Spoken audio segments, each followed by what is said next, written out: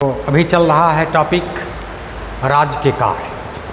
तो राज्य के कार्य में आज हम पढ़ेंगे समाजवादी सिद्धांत। इसके पूर्व हम पढ़ चुके हैं लोक कल्याणकारी राज्य के कार्य और उदारवादी सिद्धांत और व्यक्तिवादी सिद्धांत और आदर्शवादी सिद्धांत। इतने सिद्धांतों को हम पढ़ चुके हैं।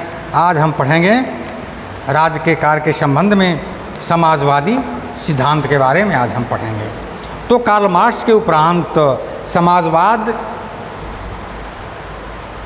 दो विचारधाराओं में विकसित हुआ। कार्ल मार्क्स के उपरांत जो है समाजवाद दो विचारधाराओं में विकसित हुआ। पहला क्या है? क्रांतिकारी समाजवाद और दूसरा क्या है? विकासवादी समाजवाद। पहला क्या है? क्रांतिकारी समाजवाद और दूसरा क्या है? विकासवादी समाजवाद। तो क्रांतिकारी समाजवाद में क्या है भाई? क्रांतिकारी समाजवाद में हिंसा है।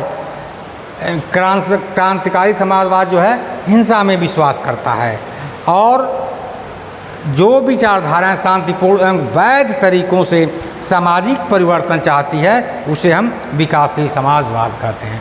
तो विकासशील समाजवाद किसमें विकास करता है? वह शांति में विश्वास करता है और वैध तरीके से कार्य करने में विश्वास करता है।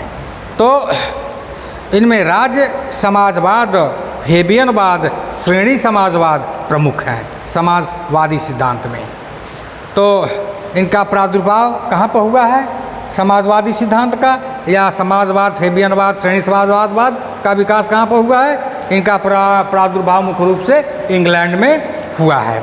विचारधाराएं क्या है? शनाय क्रमिक रूप से क्रमिक विकास द्वारा समाजवाद की स्थापना करना चाहती हैं। विचारधाराएं जो हैं कैसे समाजवाद की स्थापना करना चाहती हैं? शनाय क्रमिक विकास द्वारा समाजवाद की स्थापना करना चाहती हैं। अब समाजवाद की कुछ परिभाषाएं यहाँ पर हम बताते हैं। जैसे समाजवाद से क्या अभिप्राय है? समाज को महत्व देने वाला सिद्धांत समाजवाद। समाज को जो है समाजवाद से अभिप्राय है समाज को महत्व देने वाला सिद्धांत। समाजवाद में समाज को प्रधानता देते हुए उसके हित एवं कल्याण की दृष्टि से व्यक्ति के कार्यों को नियंत्रित किया जाता है। यह राज्य की सहायता से समाजवाद स्थापित करने का प्रयत्न है, अतः इसे राजकीय समाजवाद कहते हैं।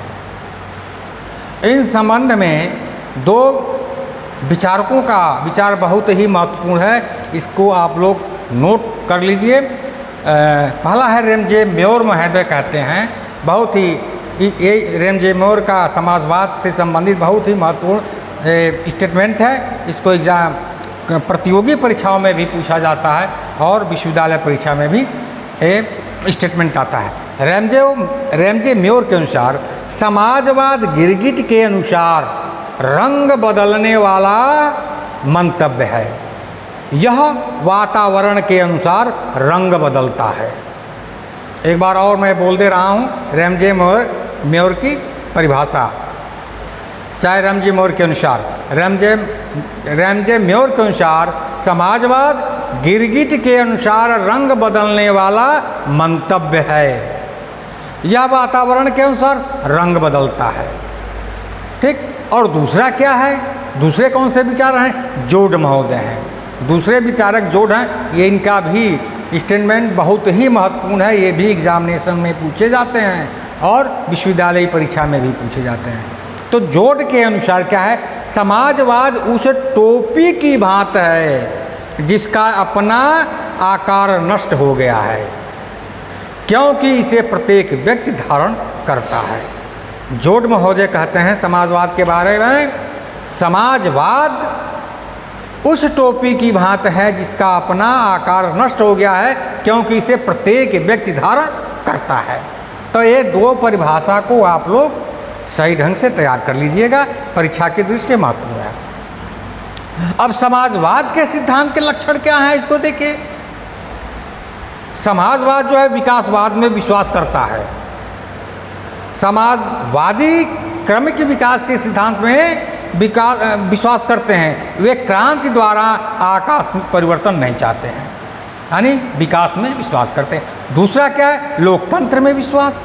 तो समाजवादी किस में विश्वास करते हैं? समाजवादी लोकतंत्र के माध्यम से समष्टिवादी समाज की स्थापना करना चाहते हैं। समाजवादियों का मुख्य कार्यक्षेत्र क्या है? संसद है, और उनका कार्यक्रम संसद में बहुमत प्राप्त करके कानूनों द्वारा सामाजिक व्यवस्था में परिवर्तन करना है। वे वैधानिक स्वतंत्रता के समर्थक हैं। ठीक। अब है वर्ग सहयोग में आस्था। समाजवादी संपूर्ण समाज के सहयोग एवं सामंजस्यों में विश्वास करते हैं।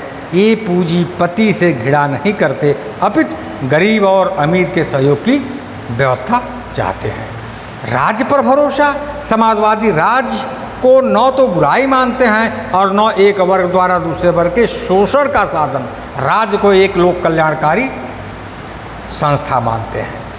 राज्य के माध्यम से ही समस्त आर्थिक व्यवस्था का संचालन करना चाहते हैं। और अगला है व्यक्तिगत संपत्ति को मान्यता। ये व्यक्तिगत संपत्ति के अस्तित्व को स्वीकार करते हैं। वे मार्क्सवादियों की भांति पूंजीपतियों की संपत्ति जब्त नहीं करना चाहते हैं। आर्थिक विषमता दूर करना, ये समाज में विषमता दूर करना चाहते हैं।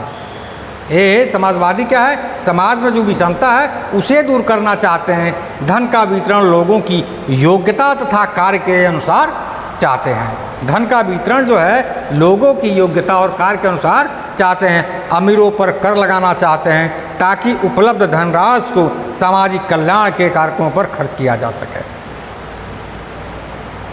समाजवाद के अनुसार राज्य का कार्यक्षेत्र क्या होगा, इसको देखिए। समाजवादी विचारधारा के अनुसार राज्य का कार्यक्षेत्र व्यापक होना चाहिए। समाजवादी जो है राज्य के कार्यक्षेत्र को व्यापक मानते हैं। समाजवादी व्यवस्था में राष्ट्र के सभी साधनों पर राज्य पर नियंत्रण रहेगा। समाजवादी व्यवस्था में जो है राष्ट्र के जितने भी साधन हो गए सभी पे किसका नियंत्रण होगा? राज्य का नियंत्रण रहेगा।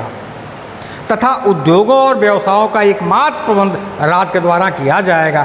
शोषण का सभी प्रकार से अंत कर दिया जाएगा। उत्पादन के सभी साधनों पर सरकार का नियंत्रण रहेगा, अर्थात उसका राष्ट्रीयकरण कर दिया जाएगा।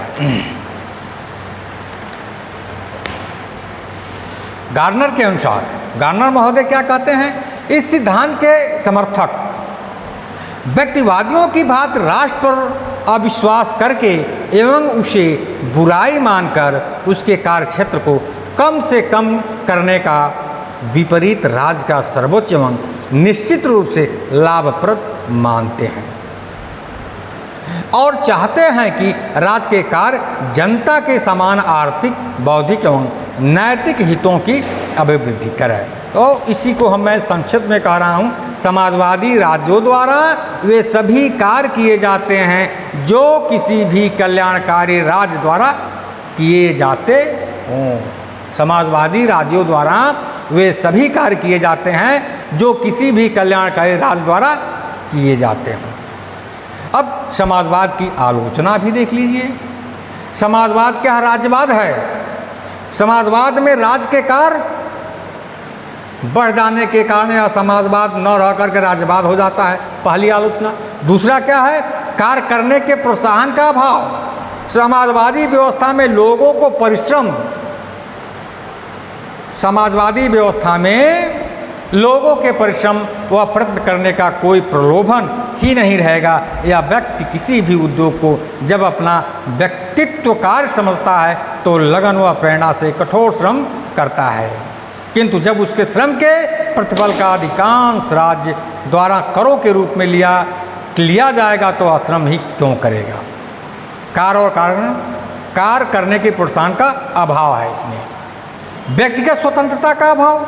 समाजवाद में राजनीति व आर्थिक शक्तियों पर राज्य का स्वामित्व व नियंत्रण स्थापित रहेगा। इसके फलस्वरूप व्यक्ति की स्वतंत्रता पर अनेक प्रतिबंध लग जाएंगे तथा व्यक्ति राज्य रूपी मशीन का पुर्जा बन जाएगा।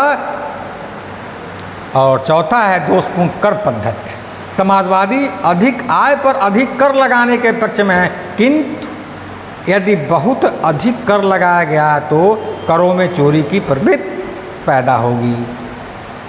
राजकीय पूंजीवाद। समाजवादी राजकीय पूंजीवाद का पर्याय है।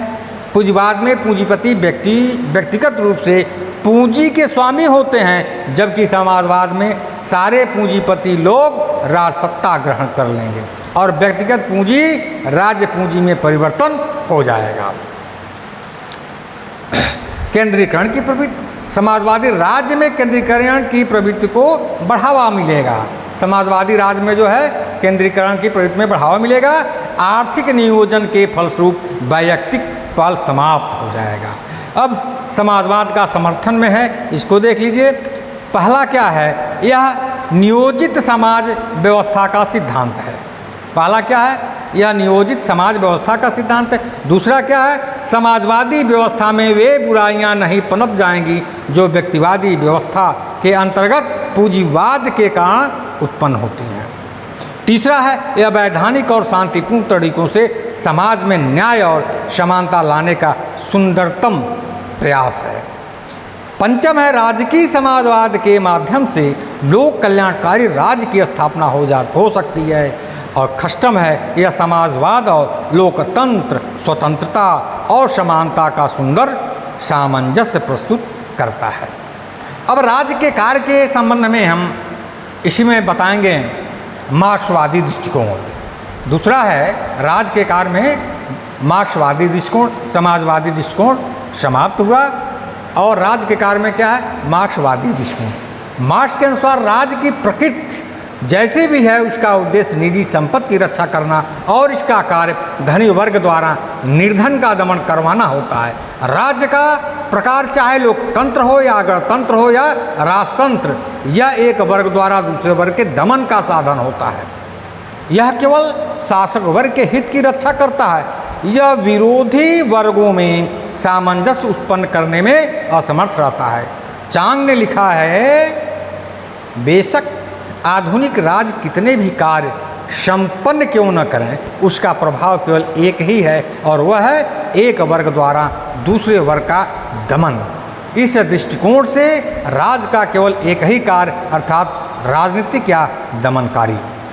बुखारिन के शब्दों में राज डाकुओं की एक टोली और स्वामी वर्ग का एक संघ होता है। बुखारिन कहते हैं राज डाकुओं की एक टोली और स्वामी वर्ग का एक संघ होता है। तो वर्ग संघर्ष में सर्वहारा क्रांति उत्पन्न होती है जो बुर्जुआ राज्य को समाप्त कर देती है।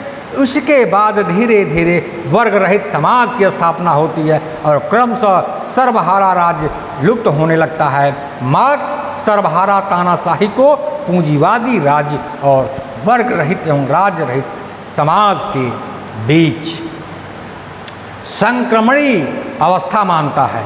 इस संक्रमण काल की क्या आवश्यकता है? मार्क्स के अनुसार यह अवस्था शोषकों के विरोध को कुचलने तथा पूंजीपतियों के दमन के लिए आवश्यक होती है। इसकी आवश्यकता समाजवादी अर्थव्यवस्था के पुनर्निर्माण है, अर्थात समाजवाद स्थापित करने के लिए समस्त जनसमूह के पथ प्रदर्शन के लिए होता है। स्टालिन ने सर्वहारा राज्य के 3 कार्य बताए हैं। स्टालिन पहला क्या है? शोषकों को कुचलना, देश की रक्षा करना और अन्य सर्वहारा राष्ट्रों के साथ मैत्री स्थापित करना। दूसरा है समाजवाद के पुनर्निर्माण के लिए लोगों को भर्ती करना। और तीसरा है वर्गों की समाप्ति और समाज का वर्ग रहित और राज्य रहित आधारों पर गठन करना।